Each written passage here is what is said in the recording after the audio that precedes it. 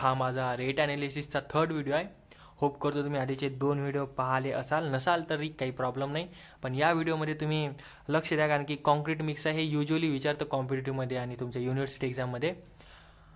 कारण की थोडं इझी पण आहे आणि समजायला अंडरस्टँडिंग खूप चांगली होऊन जाईल तुम्ही जर इस्टिमेटर ॲज अ वर्क करत असाल तर. बघा, तुम्हाला एक कॉन्क्रीट वर्क दिला आहे. कॉन्क्रीट वर्क किती 10 मीटर क्यूबसाठी करा म्हणताय. 10 मीटर क्यूबसाठी ओके करतो, पण काय म्हणजे तुम्ही जर कॉन्क्रीट वर्क करताय तर प्रोपोर्शन असते ना. प्रोपोर्शन म्हणजे काय असते, M1 M5 M1 नसते ना बाबा, M1 गन असते ना पबजीमध्ये. हो, खूप वेळ झाला यार, 3-4 वर्ष झालं आता खेळून. ठीक आहे, जाऊ दे. तर 15 M15 इथे आपल्याला ग्रेड दिलेला आहे आणि हा ग्रेड काय असतो 1:2:4. 1 काय सिमेंटचं प्रमोशन, 2 काय असते सँडचं प्रमोशन, 4 कोर्स ॲग्रिगेट. वा तुम्हाला माहिती आहे ही गोष्ट.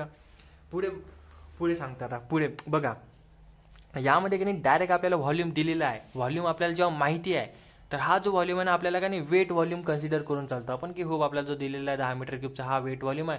तर यांनी काय म्हटलं की डायरेक्ट याला 54% इन्क्रीज करा, तुम्हाला जर ड्राय व्हॉल्यूम पाहिजे आहे. तर आपण काय करतो, आपला जो दिलेला व्हॉल्यूम आहे 10 मीटर क्यूबचा याला डायरेक्ट 54% इन्क्रीज करतो. इन्क्रीज इम्पॉर्टंट आणि शब्द इन्क्रीज करतो म्हणून 1.54 10नी मल्टिप्लाय केलं 15.4. हा काय झाला ड्राय व्हॉल्यूम झाला. आणि हा ड्राय व्हॉल्यूमच इम्पॉर्टंट आहे. हा ड्राय व्हॉल्यूम तुम्हाला डायरेक्ट विचारते की 10 मीटर क्यूबसाठी ड्राय व्हॉल्यूम किती आहे तुम्ही सांगा. जर M15 ग्रेड हे आहे तर मग डायरेक्ट सांगून द्यायचं 15.4. इझी आहे. आता पुढे बघू. पुढे काय हे बघा, सिमेंट. तर सिमेंटसाठी आपल्याला आता क्वांटिटीज काढायचे, त्याला काढून टाकू. इथे total volume total quantity proportion किती झालं 1:1 + 2 + 4 टोटल झाले 7. आणि मला पाहिजे सिमेंटचं प्रोपोर्शन, तो किती 1 टाकायचा आणि इथे मल्टिप्लाय मारायचा, यानी मल्टिप्लाय करायचं. तर मला टोटल भेटते सिमेंटचं व्हॉल्यूम 2.2 आणि हे 30. आता हे मी पुन्हा एकदा सांगून देतो तुम्हाला, कारण की लास्ट व्हिडिओ जर बघितला नसेल तर समजणार नाही आणि जर बघितला असेल तर रिव्हिजन होऊन जाईल. तर हा 30 कसा आला, हा 30 असा आला की एक बॅग असते सिमेंटची 50 kgची. त्याची जी डेन्सिटी असते ते 1440 kg/m³ आणि इथे kg. आणि हे जे kg आहे हे कटून जाते आणि हा जो मीटर क्यूब आहे हा वरती येतो. आणि याने जर मी याला काटलं त्याची व्हॅल्यू येते 0.0347 समथिंग, काहीतरी राऊंड फिगर घेतो 0.035. आता मी याला काय करतो, हे माझं मीटर क्यूब आहे तर मला 2.2ला मला कन्वर्ट करायचा kgमध्ये बॅग्समध्ये. तर मी याला काय करणार 0.035. तर आता याने मला डिवाइड करतो तकलीफ जाते. कॅल्सी आहे, तुम्ही युनिव्हर्सिटीतून वेल इन गुड, पण तुम्ही कॉम्पिटेटिव्हमध्ये बसून नाही तर मग थोडं प्रॉब्लेम जाईल. तर याला 1/0.035 करा. त्याला जे याचं जे तुम्हाला कन्वर्जन हे भेटेल जवळपास 28 आणि 28 समथिंग काहीतरी 9 असं येते. पण याला आपण डायरेक्ट 30 करून घेऊ ना, म्हणजे राऊंड फिगर आहे 30. तुम्हाला बघा मी ते 30 मल्टिप्लाय केलं आहे. तर आता 13 जेव्हा मल्टिप्लाय केलं तुम्हाला काय भेटत आहे 66 बॅग्स भेटत आहे. म्हणजे बघा 10 मीटर क्यूबसाठी जर तुम्ही M15 आहे तर M15साठी किती येत आहे, जवळपास सांगा ना 66 बॅग्स येत आहे.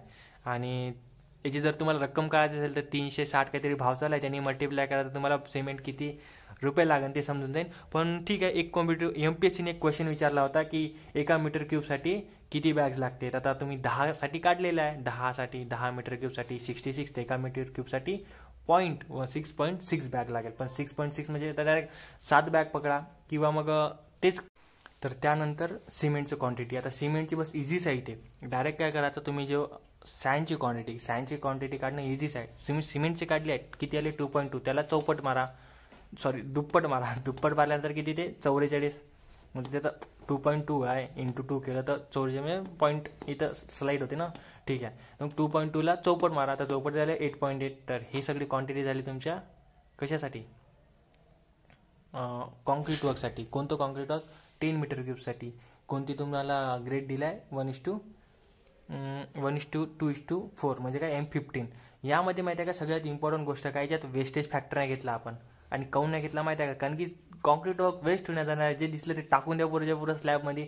म्हणून हे बघा, हे कसं दिमागाचा आहे थोडासा विषय. जसं तुम्ही ब्रिक वर्क आहे तर ब्रिक वर्कमध्ये करत आहे, तर ब्रिक वर्कमध्ये प्लास्टर म्हणजे ते मॉर्टर आहे ना, तर मॉर्टर तुम्हाला थोडं वेस्ट जाणार आहे, तुम्ही वेस्टेज ॲड करून टाका कुठे. तर हा ब्रिकमध्ये कसं तुमचं जे वेस्टेज आहे ते ओव्हर इस्टिमेट होतं आहे, म्हणून ते ओव्हर इस्टिमेट व्हावं नाही म्हणून 10% रिडक्शन फॅक्टर लावला आहे आपण.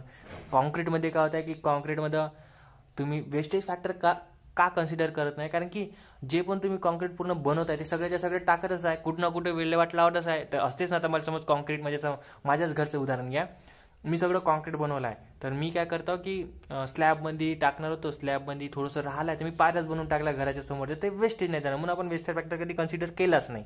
ओके, समजलं?